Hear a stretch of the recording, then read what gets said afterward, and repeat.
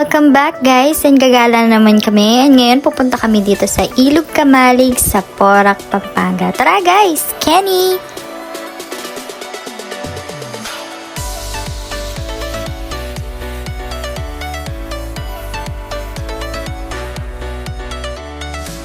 So yun guys, nag-stop over muna kami dito sa 7-Eleven para bumili ng ice and syempre bumili ng coffee and butane. Yan.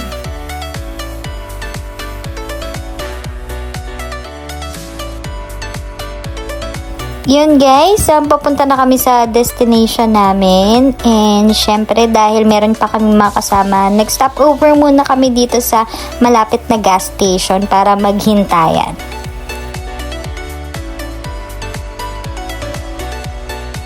Medyo late na pala kami na nakaalis, mga 4 PM na kasi sa oras na yon mas malamig at galing din pala kasi kami sa shift namin, so medyo umidlip din kami ng konti.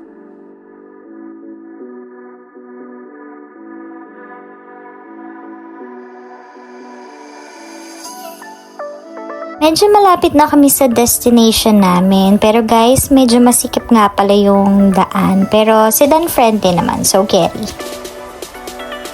Finally guys, nandito na kami sa Ilog Kamalig. O yun yung place niya. Wala po tayong rate sa lugar na to, libre lang po, walang bayad. All you have to do is give your donation para po ma-maintain lang po yung lugar. Dati pala tong tambakan ng basura pero ngayon dinarayo na dahil sa mga taong nagtulong-tulong na malinis tong lugar. So yun guys, yan naman yung CR nila. Yan, meron naman siyang tubig in timba. Pwede kayong maligo dyan. And pwede kayong maghugas naman ng plato dito or maghugas ng kamay. So yun guys, nung nakahanap na pala kami ng spot, binaba na namin yung mga gamit namin. Yan.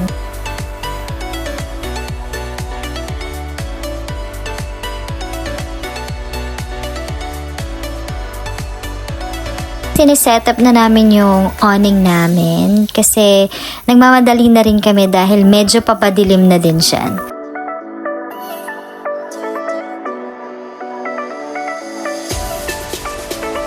So guys, weekend nga pala kami na pumunta dyan sa Ilog Kamalig. So medyo madaming tao. So mas maganda na mas maaga kayong pumunta kasi medyo agawan ng spot.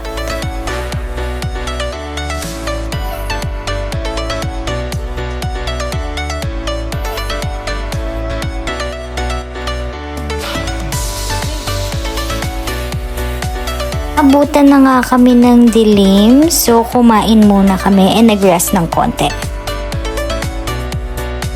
Medyo nakapag-rest na nga kami, sinet up na namin yung tent namin yan, tulong-tulong kahit medyo madilim.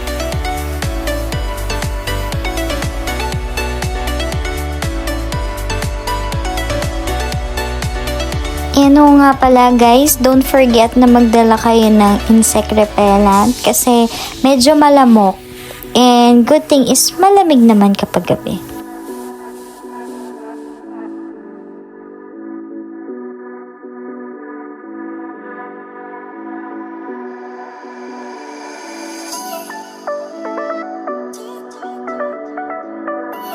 So yun guys, nagdala na rin pala kami ng mga mattress namin. Syempre meron din na unan, kumot para mas komportable kaming makatulog sa gabi. Nung natapos na pala kami mag-set up, so yan, prepare na rin pala kami matulog. Good morning guys! So yan nga pala yung view namin sa morning. So malamig siya kapag umaga and nakaka-relax.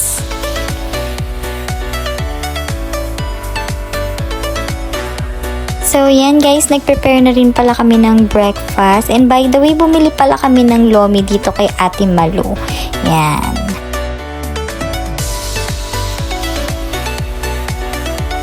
Kainan time! So tara guys, mangan!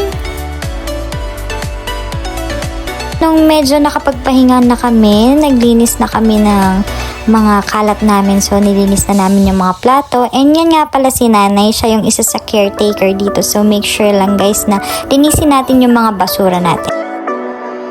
Siya nga pala si Tatay Sito, isa siya sa head dito sa Ilog Kamalig. And by the way guys, kung gusto nyong i-tour yung lugar, nagpaparent pala sila. And sasakay kayo sa Kalabaw, diba? So tara guys, tour muna tayo dito sa Ilog Kamalig and enjoy the view!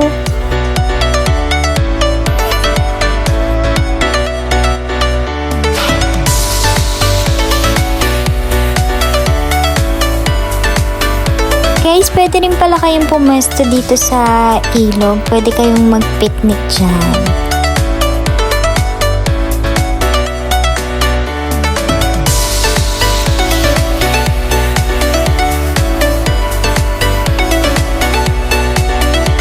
Yan, nagliligpit na kami ng mga gamit namin. Nagre-ready na kami para umuwi. And so guys huwag nyo kakalimutan na ligpitin yung mga kalat and itapon yung mga basura nyo kung saan yung basurahan kasi nakakahiya dun sa mga caretaker.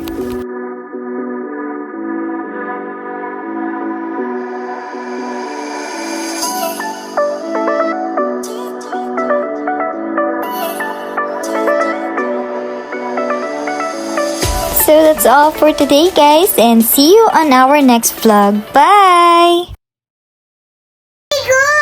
Thank you for watching. Don't forget to click, like, and subscribe.